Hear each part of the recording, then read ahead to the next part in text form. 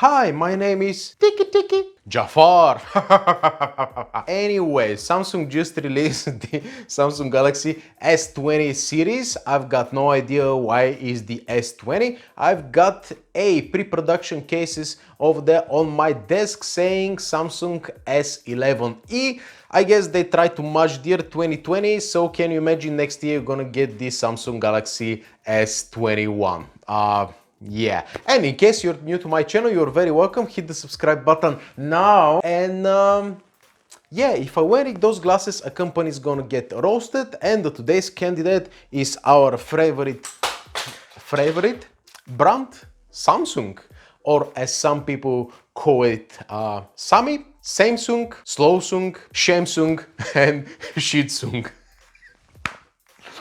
Anyways, so we've got 4 new phones, guys. S20, S20 Plus, S20 Ultra, and the Z Fold. I've got no idea why it's a Z. I guess it's more like a V, but you know, we've got the Razer already, which is shit. But anyway, surprisingly, my favorite phone of them all is supposed to be the Z, actually, apart from the fact that it is the official LGBT community phone with this pink color. It makes even Mr. Mubah look like a butty boy, but anyways, supposedly it's covered by glass, and as we know, glass breaks when bent, but in the videos it doesn't break, so I seriously doubt it's glass. But anyway, only time will tell, because when you have a folding phone, every time you use, you know, your one hand gesture, your pretty much fingertip punctures through the screen, and if it's plastic, as on the other Samsung Fold devices, then you're having a bad day. Now let's talk about the S20 and S20 Plus, which are pretty much the worst product of Samsung this year. They're actually a downgrade from last year's model in one particular respect, but the shocking thing is the price. They start from $999.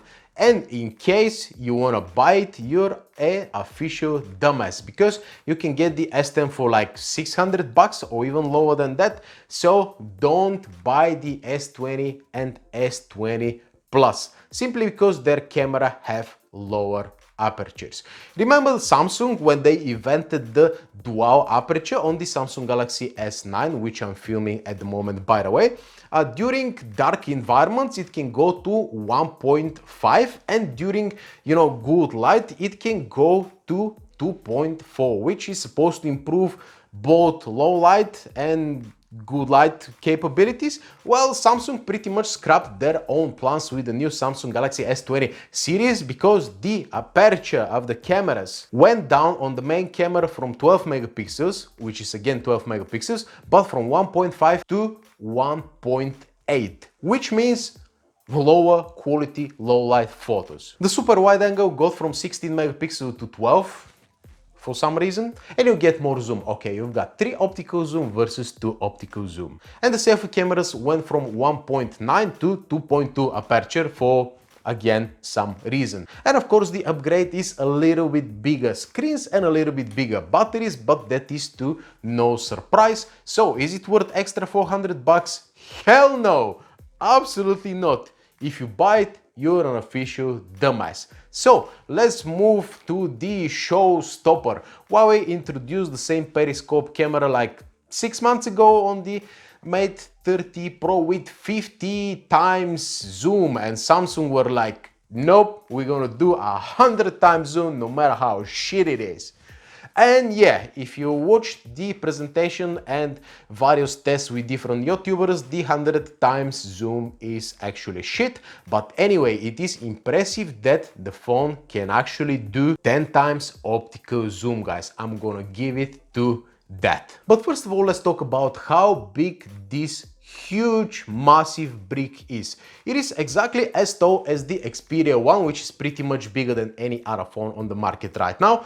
It is wider, it is thicker, and it is heavier, so you're gonna need definitely 2 hands. Of course, they bumped the screen to 6.9 inches and they increased the refresh rate to 120 Hz, but there is a catch: 120 Hz only in 1080p.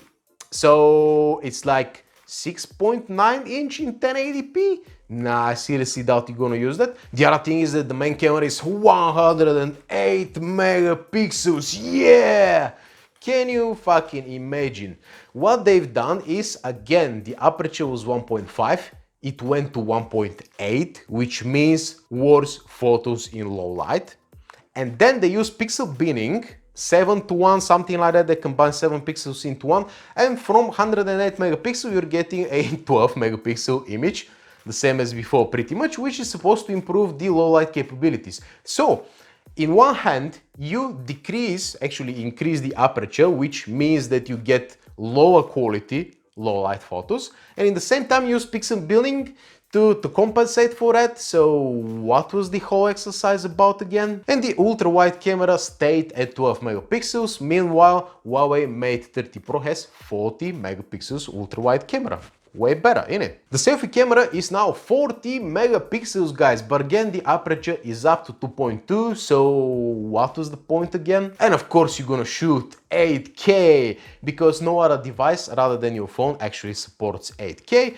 My TV is still fucking 1080p, your phone is not 8K, and the thing is that 8K only in 24 FPS, guys. In case you're wondering what 24 FPS means, well, this video is shot in 30 FPS and it was in 24 FPS. It could have looked like that a little bit. It's supposed to be more cinematic, but come on, man, you're not really a cameraman and you're not gonna shoot movies on that brick. So yeah, pointless so far. Remember the OnePlus One, by the way, it was the first phone to introduce 4K and it was terrible, so 8K, forget about it. And it's 5G, yeah, I've got no reception in my kitchen in London, so yeah, 5G, woo!